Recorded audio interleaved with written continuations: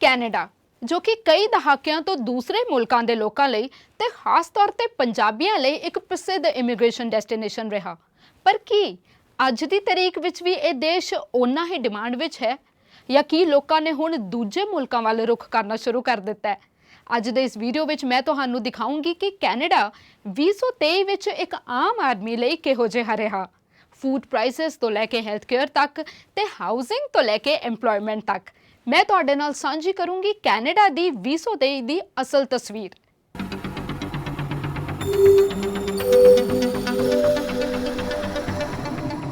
ਸਭ ਤੋਂ ਪਹਿਲਾਂ ਗੱਲ ਕਰਦੇ ਹਾਂ ਇਕਨੋਮੀ ਦੀ। ਇਸ ਵਿੱਚ ਕੋਈ ਸ਼ੱਕ ਦੀ ਗੱਲ ਨਹੀਂ ਕਿ ਕੈਨੇਡਾ ਦੁਨੀਆ ਦੇ ਟੌਪ ਦੇ ਡਿਵੈਲਪਡ ਦੇਸ਼ਾਂ ਵਿੱਚੋਂ ਇੱਕ ਹੈ, ਪਰ ਕੋਵਿਡ ਕਰਕੇ ਦੇਸ਼ ਦੀ ਇਕਨੋਮੀ ਨੂੰ ਉੱਭਰਨ ਵਿੱਚ 3 ਸਾਲ ਲੱਗ ਗਏ। 2012 ਅਤੇ 2022 ਵਿੱਚ ਕੈਨੇਡੀਅਨ ਇਕਨੋਮੀ ਬੇਮਿਸਾਲ ਰੇਟ ਨਾਲ ਵਧੀ, ਜਿਸ ਦੌਰਾਨ 2012 ਵਿੱਚ ਰੀਅਲ GDP 5.01% ਰਹੀ ਅਤੇ 2022 ਵਿੱਚ 3.44%। ਪਰ ਹੁਣ ਇਹ ਗਰੋਥ ਰੇਟ ਥੱਲੇ ਆ ਗਿਆ ਹੈ। ਤੁਸੀਂ ਦੇਖ ਸਕਦੇ ਹੋ ਕਿ 2023 ਦੇ ਪਹਿਲੇ ਕੁਆਟਰ ਵਿੱਚ ਇਹ 0.6% ਰਿਹਾ, ਜੋ ਕਿ ਦੂਜੇ ਕੁਆਟਰ ਵਿੱਚ ਹੋਰ ਡਿੱਗ ਕੇ 0.3% ਹੋ ਗਿਆ ਅਤੇ ਫਿਰ ਤੀਸਰੇ ਕੁਆਟਰ ਵਿੱਚ ਇਹ ਨੈਗੇਟਿਵ ਵਿੱਚ ਚਲਾ ਗਿਆ, ਯਾਨੀ ਕਿ -0.3 ਤੇ ਚਲਾ ਗਿਆ। ਜੇਕਰ ਨੈਗੇਟਿਵ ਗਰੋਥ ਰੇਟ ਅਗਲੇ ਕੁਆਟਰ ਤੱਕ ਜਾਰੀ ਰਿਹਾ ਤਾਂ ਕੈਨੇਡਾ ਦੀ ਇਕਨੋਮੀ ਟੈਕਨੀਕਲੀ ਰਿਸੈਸ਼ਨ ਵਿੱਚ ਚਲੀ ਜਾਊਗੀ, ਕਿਉਂਕਿ ਜੇਕਰ ਇਕਨੋਮੀ ਵਿੱਚ ਲਗਾਤਾਰ 2 ਕੁਆਟਰਸ ਵਿੱਚ ਨੈਗੇਟਿਵ ਗਰੋਥ ਰੇਟ ਰਹੇ ਤਾਂ ਉਸ ਨੂੰ ਮੰਦੀ ਯਾਨੀ ਕਿ ਰਿਸੈਸ਼ਨ ਮੰਨਿਆ ਜਾਂਦਾ ਹੈ। ਹੁਣ ਇਹ ਜੋ ਰਿਸੈਸ਼ਨ ਹੈ ਇਹ ਅਕਸਰ ਸਰਕਾਰਾਂ ਲਈ ਇੱਕ ਚਿੰਤਾ ਦਾ ਵਿਸ਼ਾ ਹੁੰਦਾ ਹੈ, ਪਰ ਕੈਨੇਡਾ ਵਿੱਚ ਪਿਛਲੇ 2 ਸਾਲਾਂ ਤੋਂ ਇਕਨੋਮੀ ਦਾ ਵਾਧਾ ਯਾਨੀ ਕਿ ਇਨਫਲੇਸ਼ਨ ਨੇ ਸਰਕਾਰ ਨੂੰ ਚਿੰਤਤ ਕੀਤਾ। ਇਸ ਨੂੰ ਓਵਰਹੀਟਡ ਇਕਨੋਮੀ ਕਹਿ ਸਕਦੇ ਹਾਂ, ਮਤਲਬ ਜਦੋਂ ਇਕਨੋਮੀ ਆਪਣੀ ਸਮਰੱਥਾ ਤੋਂ ਵੱਧ ਤੇਜ਼ੀ ਨਾਲ ਵਧੇ। ਇਸ ਦੇ ਮੱਦੇਨਜ਼ਰ ਪਾਲਿਸੀ ਮੇਕਰਸ ਨੇ ਹਰ ਮੁਮਕਿਨ ਸਾਧਨ ਵਰਤੇ ਤਾਂ ਜੋ ਇਨਫਲੇਸ਼ਨ ਦਰ ਨੂੰ 2 ਤੋਂ 3% ਦੇ ਦਾਇਰੇ ਵਿੱਚ ਲੈ ਕੇ ਆਇਆ ਜਾ ਸਕੇ। ਟੀਚਾ ਹਾਲਾਂਕਿ ਇਨਫਲੇਸ਼ਨ ਰੇਟ ਨੂੰ 2% ਤੋਂ ਘੱਟ ਲਿਆਉਣਾ ਹੈ। ਮੌਜੂਦਾ ਸਮੇਂ ਇਕਨੋਮੀ ਅਤੇ ਇਨਫਲੇਸ਼ਨ ਰੇਟ ਤਾਂ ਕੰਟਰੋਲ ਵਿੱਚ ਆ ਗਏ ਨੇ, ਪਰ ਪਾਲਿਸੀ ਮੇਕਰਸ ਦਾ ਇਹ ਮੰਨਣਾ ਹੈ ਕਿ ਇਨਫਲੇਸ਼ਨ ਵਿੱਚ ਮੁੜ ਉਛਾਲ ਆ ਸਕਦਾ ਹੈ। ਤੇ ਜੇਕਰ ਇਨਫਲੇਸ਼ਨ ਨੰਬਰਸ ਦੀ ਗੱਲ ਕਰੀਏ ਤਾਂ ਤੁਸੀਂ ਦੇਖ ਸਕਦੇ ਹੋ ਕਿ 2022 ਵਿੱਚ ਇਨਫਲੇਸ਼ਨ ਰੇਟ ਨੇ ਸਾਰੀਆਂ ਹੱਦਾਂ ਨੂੰ ਪਾਰ ਕਰ ਦਿੱਤਾ ਸੀ। ਪਿਛਲੇ ਸਾਲ CPI ਯਾਨੀ ਕਿ ਕੰਜ਼ਿਊਮਰ ਪ੍ਰਾਈਸ ਇੰਡੈਕਸ 6.8% ਤੇ ਪਹੁੰਚ ਕੇ 40 ਸਾਲਾਂ ਵਿੱਚ ਸਭ ਤੋਂ ਉੱਚੀ ਰਹੀ, ਪਰ ਉਸ ਤੋਂ ਬਾਅਦ ਹਾਲਾਂਕਿ ਘਟੀ। ਤੁਸੀਂ ਦੇਖ ਸਕਦੇ ਹੋ ਕਿ ਜਨਵਰੀ 2023 ਵਿੱਚ ਇਨਫਲੇਸ਼ਨ 5.9% ਸੀ, ਅਪ੍ਰੈਲ ਵਿੱਚ 4.4%, ਫਿਰ ਜੂਨ ਵਿੱਚ ਸਭ ਤੋਂ ਘੱਟ ਲੈਵਲ ਤੇ ਪਹੁੰਚ ਕੇ 2.8% ਹੋ ਗਈ ਤੇ ਜੁਲਾਈ ਵਿੱਚ ਫਿਰ ਵੱਧ ਕੇ 3.3% ਹੋ ਗਈ। ਅਗਸਤ ਵਿੱਚ 4%, ਸਪਟੈਂਬਰ ਵਿੱਚ 3.8% ਤੇ ਅਕਤੂਬਰ ਵਿੱਚ 3.1% ਤੇ ਆ ਗਈ। 2023 ਵਿੱਚ ਹਾਈ ਇਨਫਲੇਸ਼ਨ ਦੇ ਪਿੱਛੇ ਕਾਰਨ ਕੀ ਸੀ? ਮੋਟੇ ਤੌਰ ਤੇ ਅਸੀਂ ਕਹਿ ਸਕਦੇ ਹਾਂ ਕਿ mortgage interest rate, rent, food, gasoline ਅਤੇ ਇਲੈਕਟ੍ਰਿਸਿਟੀ ਦੀਆਂ ਕੀਮਤਾਂ ਨੇ ਇਨਫਲੇਸ਼ਨ ਤੇ ਪ੍ਰਭਾਵ ਪਾਇਆ। ਸਪਟੈਂਬਰ 2022 ਤੋਂ ਸਪਟੈਂਬਰ 2023 ਦੇ ਦਰਮਿਆਨ ਇਨਫਲੇਸ਼ਨ ਵਿੱਚ ਸਭ ਤੋਂ ਵੱਧ ਕੰਟਰੀਬਿਊਟ ਮੌਰਗੇਜ ਇੰਟਰਸਟ ਰੇਟ ਨੇ ਕੀਤਾ, ਜੋ ਕਿ 30.6% ਸੀ। ਉਸ ਤੋਂ ਬਾਅਦ ਰੈਂਟ, ਫੂਡ, ਗੈਸੋਲੀਨ ਅਤੇ ਇਲੈਕਟ੍ਰਿਸਿਟੀ ਦੀਆਂ ਕੀਮਤਾਂ ਨੇ 7.3, 6.1, 7.5 ਅਤੇ 11.1% ਨਾਲ ਕੰਟਰੀਬਿਊਟ ਕੀਤਾ। ਇਸ ਦੇ ਨਾਲ ਹੀ ਕੈਨੇਡਾ ਵਿੱਚ ਨਾਰਮਲ ਤੋਂ ਕਿਤੇ ਵੱਧ ਇਨਫਲੇਸ਼ਨ ਦਾ ਕਾਰਨ ਗਲੋਬਲ ਸਪਲਾਈ ਚੇਨ ਵਿੱਚ ਰੁਕਾਵਟਾਂ, ਪੈਂਡੈਮਿਕ ਦੌਰਾਨ ਉਪਲਬਧ ਨਾ ਹੋਣ ਵਾਲੀਆਂ ਚੀਜ਼ਾਂ ਵਿੱਚ ਵਧੀ ਟੈਂਪਰੇਰੀ ਡਿਮਾਂਡ ਅਤੇ ਰਸ਼ੀਆ-ਯੂਕਰੇਨ ਵਾਰ ਹੈ।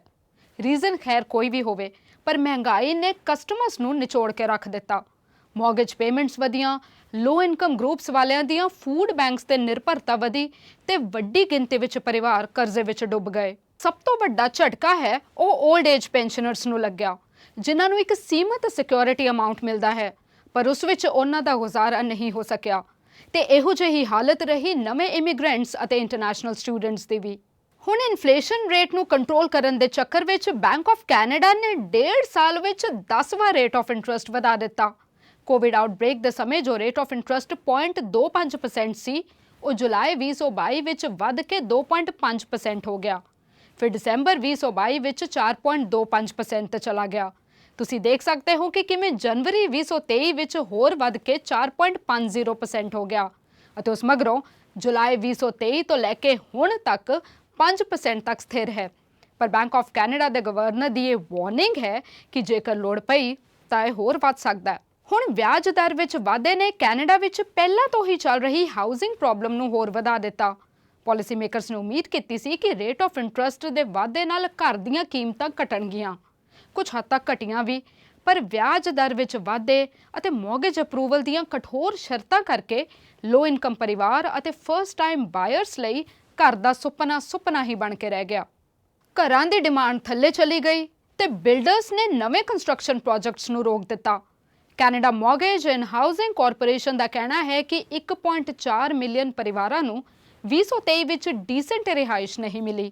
ਕਾਰਪੋਰੇਸ਼ਨ ਦਾ ਮੰਨਣਾ ਹੈ ਕਿ ਕੈਨੇਡਾ ਨੂੰ 2030 ਤੱਕ 2.2 ਮਿਲੀਅਨ ਘਰਾਂ ਦੇ ਬੇਸ ਲੈਵਲ ਤੋਂ ਉੱਪਰ ਹੋਰ ਵਾਧੂ 3.45 ਮਿਲੀਅਨ ਘਰ ਬਣਾਉਣ ਦੀ ਲੋੜ ਹੋਵੇਗੀ। ਤੇ ਹੁਣ ਗੱਲ ਕਰਦੇ ਹਾਂ ਹੈਲਥ ਕੇਅਰ ਦੀ। ਕੈਨੇਡਾ ਵਿੱਚ 2023 ਵਿੱਚ ਹੈਲਥ ਕੇਅਰ ਵਿੱਚ ਕੁੱਲ ਕਿੰਨਾ ਕੁ ਖਰਚਾ ਆਵੇਗਾ? ਇਹ ਹਰ ਸਾਲ ਵੱਧਦਾ ਹੈ।